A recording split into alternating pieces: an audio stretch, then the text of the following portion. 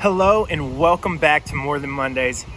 This week's episode is another episode on identity. We're here in the middle of this series focusing on who we are in Christ and what that means for us. I'm so excited to introduce our guest today. Her name is Esther. We went to Missions.me college together. She is the founder of a ministry called Fearless Cove, and she is an author of 5 books. I'm so excited to have you listen in on our conversation and hear all the things that she gets to share with us about her journey to creating Fearless Co. Check it out. I hope it encourages you. Esther, thank you so much for being a part of this and starting this second interview ever with More Than Mondays. We're so excited to have you. For those of you who don't know Esther, she is an amazing woman that I got to meet about 2 years ago, almost 3 now, where we went to college together, a leadership college called Missions.me. It was amazing. If you haven't heard of them, look them up. But Esther is an author. It's 4 books now, correct? 5. 5 books now. I actually have one of her books here at my house, and she is the founder of Fearless Co. And I just would love for you to tell us a little bit more about yourself and share, just whatever makes Esther Esther. Tell us a little bit more. Whoa, I don't even know if I know what makes me me. Someone asked me that question the other day. I did a little ask me a question thing on Instagram. They go, "Why are you so funny?" And I was like, I'm gonna chalk that up to ignorance and freedom of expression. I don't even know what's going to come out of my mouth half the time or what I'm going to do. But yeah, I just want to first preface this by saying this is a miracle that you're watching me and Cooper have a conversation where That's true. trying to kill him. That is true. Thing, but yeah, when we first became friends, crazy that was almost 3 years ago. Yeah, I didn't think we had a future of friendship. That's true. You made that clear. Yeah, there wasn't even a present moment opportunity for friendship, much less a future. So I am just completely blindsided by this whole opportunity, but obviously that changed. I'm a different person today. Thank God, he saved me and delivered me from that. But no, I am in Miami, Florida right now. I lived in California for almost 8 years, which is crazy, amazing. And that's where me and Cooper met at Missions.me college. And while out in California, I started an organization called Fearless Co., which basically we create resources and content to help girls win against fear and get their dreams back and start pursuing their dreams, setting them up with practical goals. We have a book and an online e-course, some really awesome devos on the Bible app, which a new devo just dropped this past weekend, which I'm super pumped about. It's called Fearless. That's awesome. A little plug for that. And yeah, so I'm down here in Miami visiting family. I came here for a season, which is turning out to be a very long season. I thought that season would be like 2 months, and yeah. It's like 8 months. And God is just blowing my mind. I'm plugged into a really awesome church down here, and I'm an entrepreneur, so I'm pursuing some business opportunities while I'm here and while I'm working on my next book. So that's kind of a little snapshot. I love it so much, and because you mentioned our friendship not being one that we thought was going to happen, I would love to just allow you a little freedom and a little space to maybe share either like a funny memory of me and you, or whatever comes to mind. Oh my gosh, Cooper, where do I begin? I'm sure there's lots. Okay. Yeah, I think some of my favorite memories are probably when we would go surfing together. So Cooper really looks up to me, like, and a mentor in life. And so he came to me so humbly, said, "Esther, I want to be as cool as you and learn to surf. That's actually true. I did say those words. Like, Cooper, all right, I have sympathy for you. I understand it's difficult to get on this level, so let me show you a few pointers. So I remember the very first time I ever took you out surfing, San Clemente Beach by the pier. We had to go early. Do you remember this? We had to go early to go hold down the pavilion for a party later that day. Yeah. In California, you have to show up like at 10 in the morning to get any kind of pavilion because everyone's throwing a party at the beach. And so we get there, we're surfing. I take him out on a huge board, but Cooper is a massive human being, and he's like already bigger than the board. Yes, that's true. For the life of you, stay on the board. I did. I just kept flipping over and was upside down underwater, but I was holding on underneath. Flipping over, you couldn't sit on it, you couldn't even stay on laying on it, and I wasn't much help either because you're so big. I was like, I don't know how to hold this. And but I just remember laughing so hard that day. Oh my gosh, yeah, so many good memories. Pretty much of me just laughing at you. Kind of how that was. I feel like that's how most of my relationships are. People just laughing at me. And I've just kind of at this point turned it into people laughing with me and just, pretend like that's what's going on. So because beaches just recently reopened in Florida, I don't know if all of them have, maybe not in Miami. Yeah. But you haven't been able to go surfing. What's something you've been doing during this time to keep yourself entertained, to keep your sanity? What's been going on? I got one word for you. TikTok. Yeah. TikTok. I've been TikToking all the time. Honestly, this has been the most incredible time. Long story short, I was planning on moving back to California about 2 weeks ago, or a month ago now, actually, when the quarantine hit hardcore. Yeah. And so everything just dissolved, got ruined. All my plans got ruined, and my job opportunities out in California, my housing, everything. And so I was like, well, that's not happening right now. And just really began to seek the Lord, and He's just given me such a dose of hope and faith and perspective shift during this time. So honestly, it's been the most productive, empowering season since even coming to Miami. And it's been awesome. I've been doing a lot of online classes, webinars, just learning a ton and reimagining my future and reimagining what God's doing in the earth right now, and how I can be a solution to the problems out there. So it's been really, really, really cool. That's great. And it kind of leads me back into this idea, like how you're saying you're shifting and things are going on, and realizing that you founded this amazing ministry called Fearless Cove. Another plug, especially for you ladies out there. It's unreal, the classes that she does. And I was thinking about the other day, I mean, this is an older one, but where you took the trip with your friends to, I want to say it was Yosemite, but I could be wrong. And where you guys put spots. Yeah, we filmed through Yosemite. We hiked up Nevada Falls, which was amazing, and we filmed a course along the way. And then we continued on. We went to Big Sur. We went to the sand dunes and did 4-wheelers there, and we filmed the course throughout the whole road trip. It's so epic. And it was one of my favorite things when I first met you, that I was like, wow, this girl's way cool. She's my age. She's way cooler than I'll ever be. I want to be like her. It's awesome. But I think something that I appreciate a lot about you is this Fearless Co.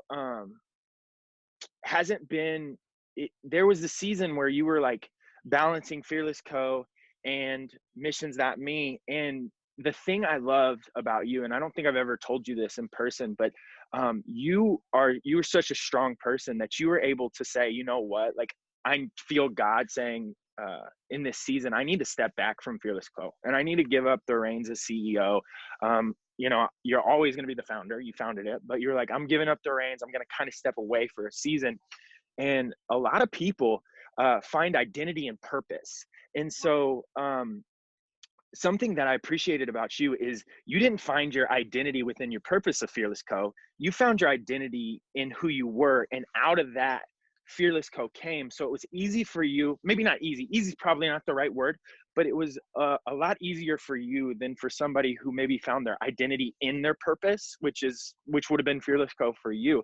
So will you share a little bit of where Fearless Co. came out of you as it pertains to you creating your identity, or God creating your identity, and you finding that? Like, what was that journey like? Yeah, well, I think that identity is so central to something that's pre-existed before we even took our first breath, right? Identity comes That's from good. like a creator that designed something with a specific design intention in mind. Hmm. And I think that it's so important that if we're not knowing how to operate out of a place of that divine design, then we're constantly going to be searching for a sense of purpose in a function of doing. And I think like it's true, like you are right in saying that identity should be rooted in purpose, but not in the function of this defines my purpose, this job defines my purpose, this action or this title or this place or whatever defines my purpose. Yeah, I think that we need to really be careful and even take an account for what are we allowing to define our identity, what are we allowing to define our purpose. And that's honestly, good. yeah, I think so. Fearless Co. actually started, I think 5 years ago now, 5 or 6 years ago, out of a place of me discovering who I was and discovering, honestly, a lot of my weaknesses, a lot of my areas where I was like, shoot, I need some serious help. I'm like terrified in all these areas. I'm insecure in all these areas. And God was just like hitting me with revelation after revelation and setting me free in these really powerful ways. And actually, surfing was kind of like the incubator where, I'd go into this place and I'd go out in the water and I'd be terrified of these waves coming at me. But in the midst of that experience, I was learning how to face my fears. I was learning how to take this dream that I had of surfing or take it more practically or metaphorically in life, this dream that I have of fulfilling the calling that's on my life, of preaching the gospel, of writing these books, of starting these businesses, Yeah, and the same elements that I was experiencing and facing those fears I was experiencing out in the water. And God was just like teaching me how to not run from them or fight him in the process of facing them, but really like face them head on and unravel like the insecurities that were deeply rooted in those fears. So yeah, that was like early on in the journey, and it definitely is a journey. Cooper, like I think that we are completely different people that's true. That's true. than when we met each other. And that is because our identity has become detached from the things of this world and reattached to our creator. And Yeah, that's the same process that it took for me to step outside of Fearless Co. and say, hey, like this was never mine to begin with. God gave me this, and I'm just a steward of it. And so therefore, if he's asking me to give it to someone else for a season or for forever, I'm going to freely do that because my identity is not rooted in this defining me. My identity is rooted in just being a daughter of God. And whatever that looks like, whether it just means I am, hanging with my family and just, loving on them and being a good friend to them, or whether that means I am, going out later today, I'm going to be going and helping some families that have disabilities and bringing them food and, just literally showing the love of Jesus, or whether that means I'm on a stage or, like preaching the gospel to 1,000 people.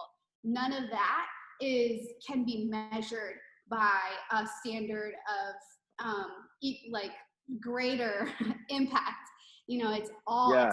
to just out of that same place of my identity is just being a good daughter. And yeah, so I love it. I love it. And I think a key point that you're making is like your identity and purpose are intrinsically attached to each other. But one thing that I appreciate about what you're saying, and if you would love to go into a little bit more detail, if you could, about how finding your identity, or like understanding, because really it's our identity. So finding it is, it's already there, but understanding who you are, and how seasons and purposes, and like your purpose may be the same, but the outworking of that purpose may change. So how did you practically, like with Fearless Co, because I know that's something you loved a lot, and you're obviously back a part of it now, but in that season you had to let it go, and like what was something practically that you were able to go, like yes, God is where I find my identity, where I find my purpose, where I find my source, and none of this is mine. What you said reminded me of a quote that I read in Tale of Three Kings, where David at the end, Assignment.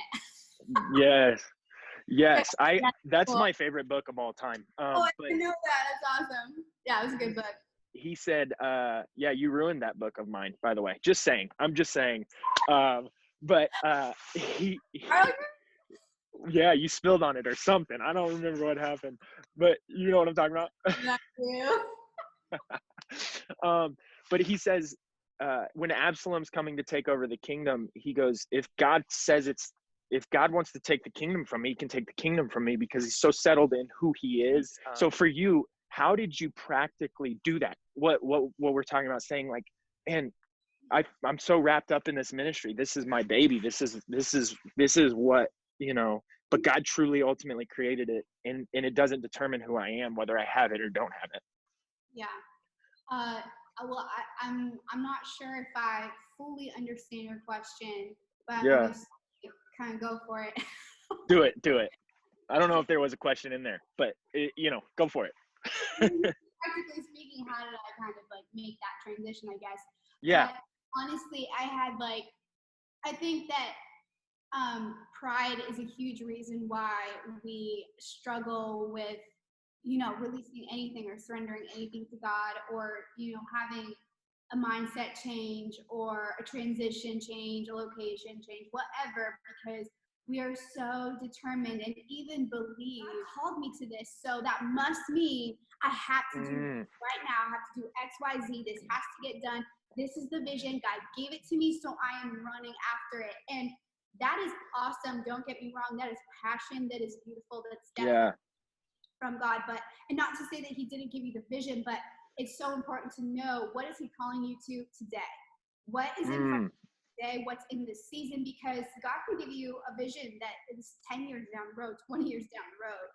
And today, calling you to go back to school, calling you to, lead the youth at your church, or whatever that could be. And if we are sacrificing the call of today for a promise of tomorrow, then we're missing what God wants to do in the process, which is the whole point of the promise anyways. So, man, I remember like as clear as day, like it was yesterday. I think it was 2018. We were gearing up for, I can't, whenever it was, but it was like, it all like melts together because we were part of so many different like missions and stuff. But we were gearing up for One Nation, One Day. And I was halfway through my first year, or 3/4 through my first year at MMC. And I remember, like, I wasn't supposed to stay more than a year. I just signed up for a year because I had Fearless Co. And my plan was to go full on Fearless Co. to be traveling, speaking, writing books, and all this stuff. I had like the whole plan.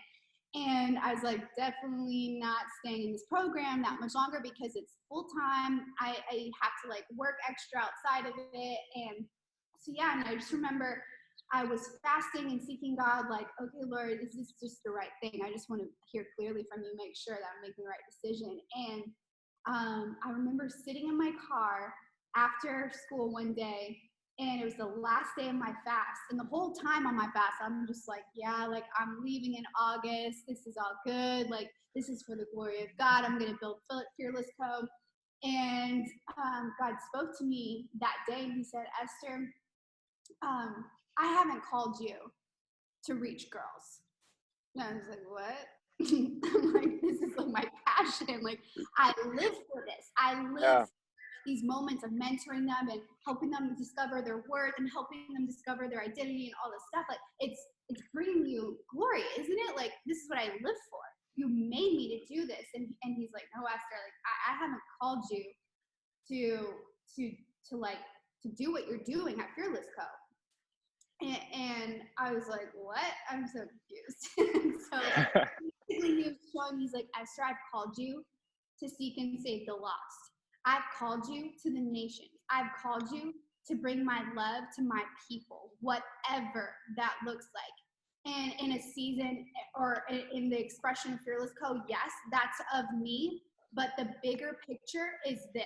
The bigger picture is nations. The bigger picture is whoever I send you to, that's who I've called you to love and to rescue and to bring my word to. And you need to stop defining the call by your passion. You need to stop defining the call or defining your identity by this one area that right now you have vision for. And you need to see the bigger picture of what I called you into and give your whole heart to this season into MMC. And in that moment, like, I saw one nation one day ahead of me. I saw what God was calling me into, and I was like, shoot, I've really kind of missed what this whole thing is about, which is getting people into the kingdom of God and helping them really discover their value and their identity, no matter what that looks like. So yeah, that was for sure a pride check for me in that moment. And I was like, oh God. Like, So good. Yeah, so that kind of helped me get back on track, and I ended up staying a year later at MMC. That's awesome.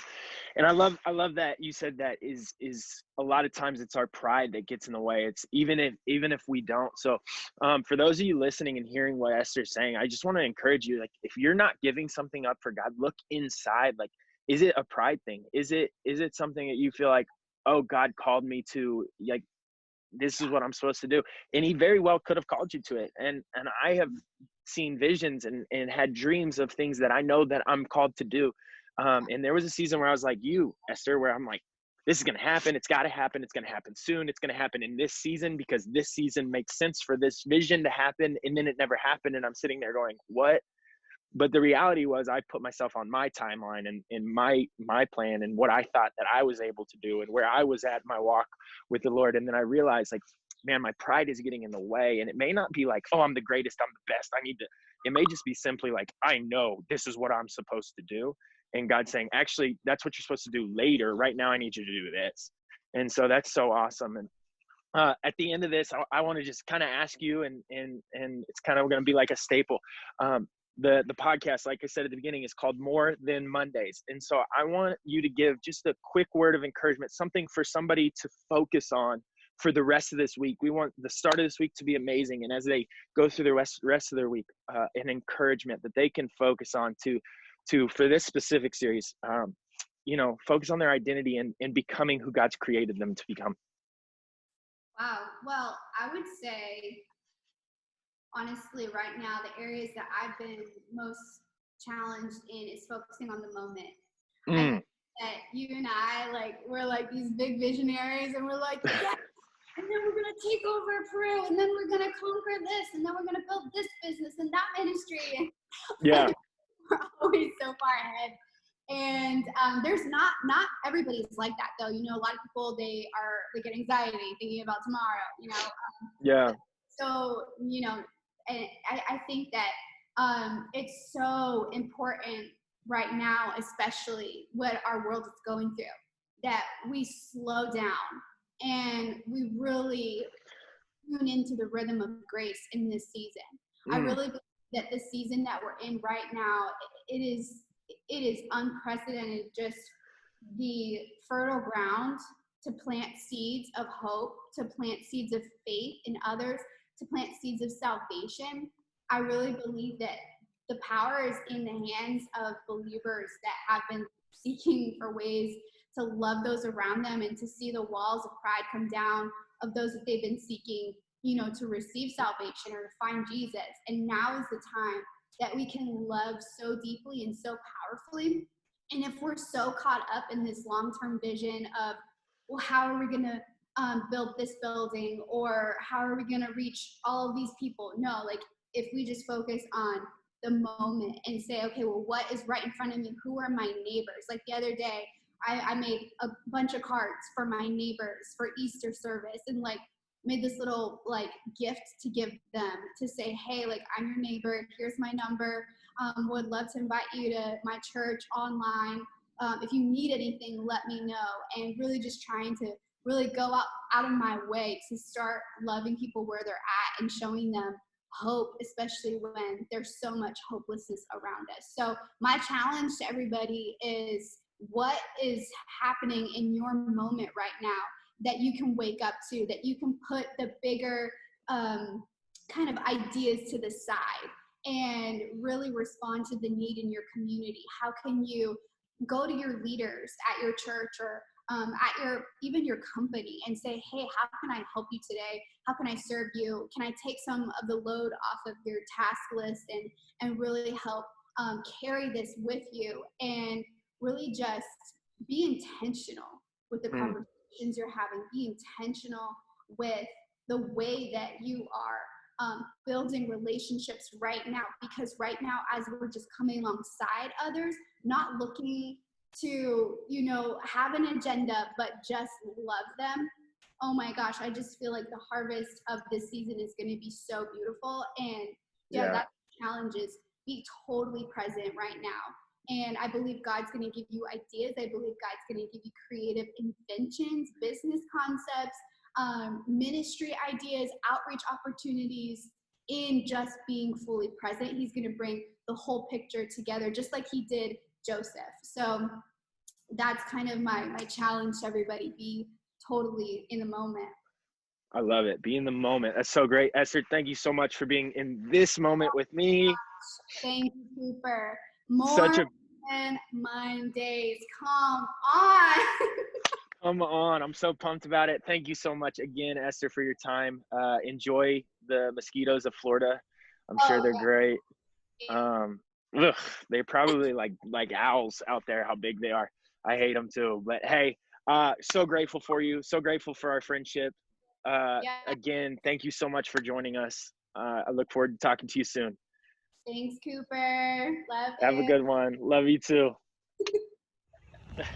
Hey, thank you so much for listening to More Than Mondays this week. Esther, thank you again so much for being a part of what we're doing here at More Than Mondays. I'm so excited about what God is going to be doing in and through this podcast. If this podcast blessed you today, please like and subscribe. Be a part of what we're doing here at More Than Mondays and listen in. Remember, your purpose does not determine your identity. Your identity, as Esther says, is rooted in being a child of God. God bless you and have a wonderful week.